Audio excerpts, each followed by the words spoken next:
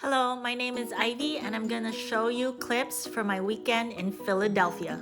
I attended a 2-hour walking tour and I'm gonna show you a few clips. These two documents were written in the same room, 11 years apart, with a half dozen men signing both documents. We picked George as a Philly guy to just represent all the men involved in the creation of our country. Now, the symbolism of this statue has him holding a paper and a pen for the signing and creation of these documents. But some people read it as the singer. It almost looks like he's holding a microphone upside down. And this statue is from the 1980s, so I love that Freddie Mercury connection. At the time of the Revolution, Philadelphia was the wealthiest city.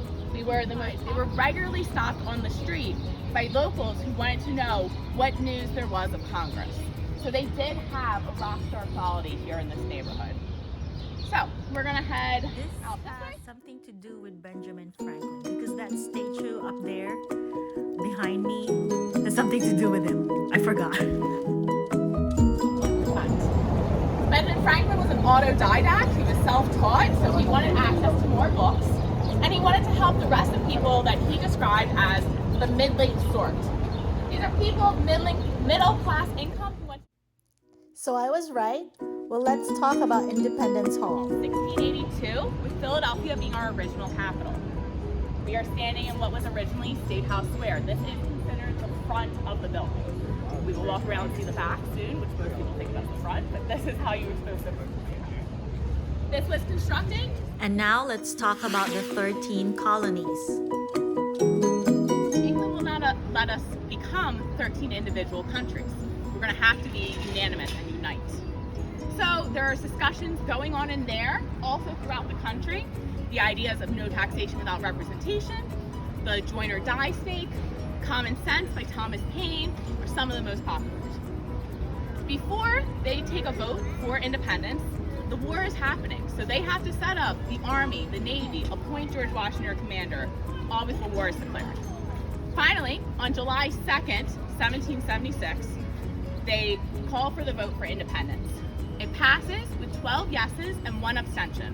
The state of New York, because of the war, is unable to vote, so they just abstain. It's considered unanimous.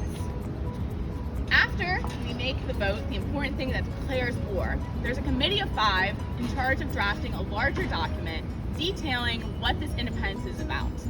It's supposed to be a rallying cry for the people. If we're going to start a war, we need soldiers to fight it. And if people are going to volunteer to fight, they need to know what they're fighting for. So the Declaration of Independence is edited and approved in that exact room on July 4th, 1776. It's first read aloud to the American people in this square on July 8th, 1776, and it's not actually signed till August. So looking at our Independence Day, we could have picked several different days. We went with July 4th because it's the date on the document. Now the Second Continental Congress continues congressional business, but they get pushed out of Philadelphia when the British take siege of the city during the Revolutionary War for about 9 months. So they kind of travel around. They go to York, Pennsylvania, Princeton, New Jersey, New York City. And after we win the war in 1783, we're operating under the Articles of Confederation. The Articles of Confederation set up this country so that the 13 colonies had equal powers. Their fear of the monarchy gave the federal government almost no powers, including they cannot tax. So while each of the 13 colonies can make their own currency and there's no unifying rate of how to trade money between state lines, the federal government is also unable to pay all the soldiers that just won the war for us. The soldiers who've already won this war in horrible conditions revolt throughout the country, including right here at the State House. Finally, in 1787, the states decide to come back to Philadelphia and discuss the Articles of Confederation because it's not really working smoothly. It requires unanimous approval to make changes, and very early on, the lack of room for compromise makes making changes ruled out. So they end up drafting a whole new document and creating our Constitution. That is approved in that room in September 1787. It then goes to each state to be ratified. This was one of the biggest things of all the compromises they made it. Benjamin Franklin's favorite part of the Constitution was that it expanded the vote. It went from the Articles of Confederation being approved just by those congressional leaders to now each state has to hold a convention to get people to vote. Yes, it is still only certain white men who can vote, but it is getting a larger audience. So we're creating this democracy, we're expanding who can be involved in government. Along with all these compromises they make, they kind of delay making the decision of where the capital will be, because obviously every state wants to hold the capital of the country. So there's a lot of arguments. Eventually, Virginia and Pennsylvania join together, being two large states, that Pennsylvania will get the temporary capital of the country, Virginia will get the permanent capital. Pennsylvania delegates hope that once the capital is here, it will remain. They're wrong, but I like that they tried. So Philadelphia is the first official, but only temporary capital of the United States from 1790 to 1800. Those three buildings I pointed out, those original buildings, were used to house three branches of government. So in that corner, we house the executive offices, the west wing of the White House. And then the other corner building becomes the Supreme Court. The Supreme Court at that time required the justices to travel throughout the country, so they don't spend much time here in Philadelphia, but that is where their official home is. So, 1800, the capital moves to Washington, D.C. Also, the capital of the state moves. We relocate the capital to Lancaster from 1790 to 1812, and then to Harrisburg, where it is today. So, the State House is not the capital of anything. It quickly gets its nickname, Independence Hall, a couple of decades later, when Lafayette, a Frenchman who fought in the Revolution, came here in Philadelphia, and he wrote about visiting his friends here, and he calls it Independence Hall because those documents creating our independence were both written here.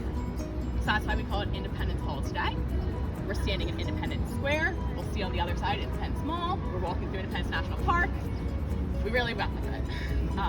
So this is all run by the National Park now. If you would like to tour the building, you have to book a time ticket online.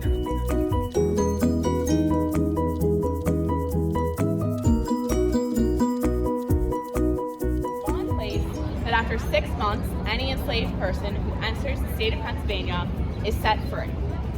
This law applies to when George and Martha lived in that house as President and First Lady, and they brought 9 people from their Mount Vernon estate in bondage here. What they did was every 5 months and so many days, they took their slaves either back to Mount Vernon or just out of state for an overnight for the 6.5 years they did there. So the men and women who lived there were aware that this law was in place for Pennsylvania. They had to make a choice. Do I want to... We drank our water, we eat our water ice with our cheesesteak.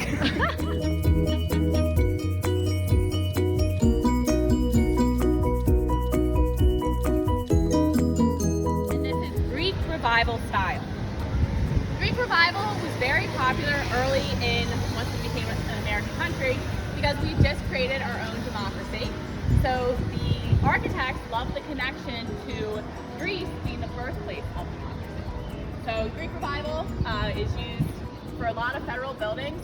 The architect of this building, William Strickland, was also the architect of many buildings in Washington, D.C. So the Ionic columns are used throughout the federal buildings in D.C. Now, the Second National Bank, like the First National Bank, does not last very long. That is shut down by Andrew Jackson, his 1836 campaign. He campaigns against the bank, the idea of the federal government having too much power. So one of his early acts in office as president is to shut this down. The Second National Bank here is wrapping up restoration. It will be opening for the July 4th weekend. Inside, we house the largest collection of portraits of Revolutionary War heroes, Revolutionary men. While Philadelphia was the capital, some of our wealthier members of the city decided to sponsor the artist Charles Peale and commission him to do portraits of members of Congress and Revolutionary War heroes. They then donated them, so the National Park now houses them inside this bank as an art gallery, which is free to tour. So next time you're in Philadelphia, come back and explore this. It is excellent. Now, this stretch, we're on Chestnut Street. The stretch we're walking from 5th to the river used to be called Bankers Row. Before there was Google, before there was Yelp, if you wanted to go to a certain business, you would go where they all congregate. You go to Jewelers Row, you go to Fabrics Row, or Bankers Row. With the creation of the national park, a lot of those Victorian era banks got knocked down, but we have 3 of them that remain across the street. So on the right, the Philadelphia Bank, in the center, the White Bank, and then one more gray bank on the left side. These are all from the 1850s, 1860s. They are no longer banks. The 2 on the left are owned by that American Philosophical Societies for their offices and meeting rooms. And then the Philadelphia Bank is now just mixed use.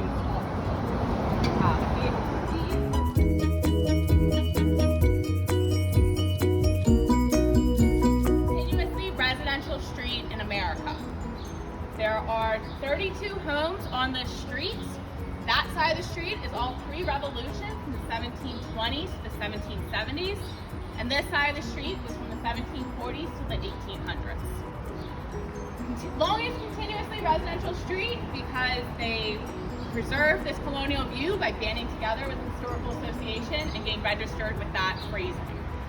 So there are 29 of these homes still are residentially occupied. 1 was taken over and converted to office space during the Industrial Revolution, so that's not continuous. And then 2 have been converted into a museum now. These were all middle-class homes when they were originally constructed, and they would have been constructed 1 or 2 homes at a time. They originally all had backyards, so this green bush in front of the green gate was an alley you could go down to the shared backyard between those 2 houses. These houses, some of them made changes to them before they got historically registered. So, for example, this house has the aluminum siding. They built an addition where their backyard was. So the houses on the street nowadays range from 900 to 1,200 square feet, depending on what work was done before they were. You can't add that addition into now. When they were originally constructed, separation between houses was the brick ending your wall, brick starting theirs. You could hear your neighbors. And this street, like the rest of Philadelphia, was a mix of people. We didn't really have a socioeconomic divide in the colonial era. Freedom of religion was very active in Pennsylvania. So we know for a fact on this street, there were members of the Anglican faith, the Quaker faith, the African Methodist Episcopal faith, and the rabbi from Mikveh Israel, the Jewish congregation. Now, from 1740 till 1810, the Mikveh Israel did not have a synagogue. They held their Jewish services out of different members' homes. So the rabbi would have held services in his home on this street with Christian denominations on either side of his home with those thin brick walls where they could hear it, and his house was not burnt down. Given how anti-Semitism has gone, this is a great example of how progressive this city was. They were able to peacefully live like that. Middle-class homes, we have about a half dozen of these homes have the split door of this dark green door where the shopkeepers were operating right out of their homes. So you'd open the top, leave the bottom locked, and be able to sell right through your window. Many row homes at that time, people were operating businesses out of their first floor and living in the rest. This street just happens to have a bunch of those split level doors. The street is still active. You can drive down it. That's why there's a car in the middle. And it's also why we have these maroon bollards, which were added later to keep pedestrians safe, keep the houses straight from any car accidents. The view at the end is a brick wall. That would have been a view of the Delaware River. The Delaware River is about another block from there, but that brick wall is I-95. So when the city kind of got a little separated from the river, affected the view. But otherwise, this is very similar to the colonial view. The flags are something that the Historical Association encourages the members to put a flag up. Not too many good ones today. This flag is later than our history, but it has the half British, half American flag from around the 1840s to start it, because Britain, even today, is one of our best allies. So once we got over being angry about the American Revolution, we started realizing we should make good with that. Twice a year, the street does a major fundraiser where in the summer it's called Fete Day, in winter it's called Deck the Alley, and for about $30 you can go inside all these homes. So some of these homes have been fully modernized with stainless steel. Some of them are stuck more in the 1960s, which is when they got indoor plumbing on this street. But they're allowed to do whatever they want inside. It's really fun because people who are willing to own a home here and hear people giving tours all the time are people who love America and collect Americana. There are several George Washington portraits in the different houses here. So that is a fun feature they do on the street. And then you can see between the two red windows a little, that's actually a fire hydrant, is what's engraved on that plaque there. That's your fire insurance. So I mentioned Benjamin Franklin created fire insurance in America. If you wanted your house on fire, if you wanted the brigade to put it out, you had to pay them. So fire insurance plaques indicated I have a company that I'm in good standing, they'll pay you. But Benjamin Franklin, especially owning a fire insurance company, realized, well, if they don't have a plaque, and they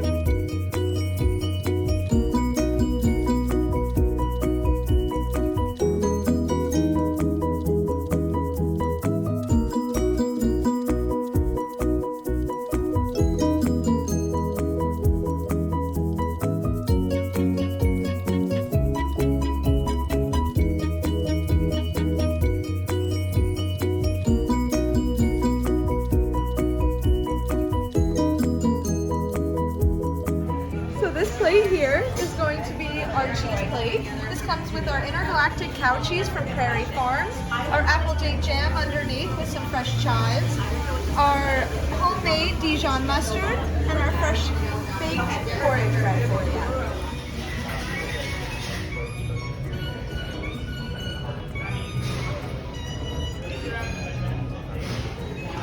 That's all good.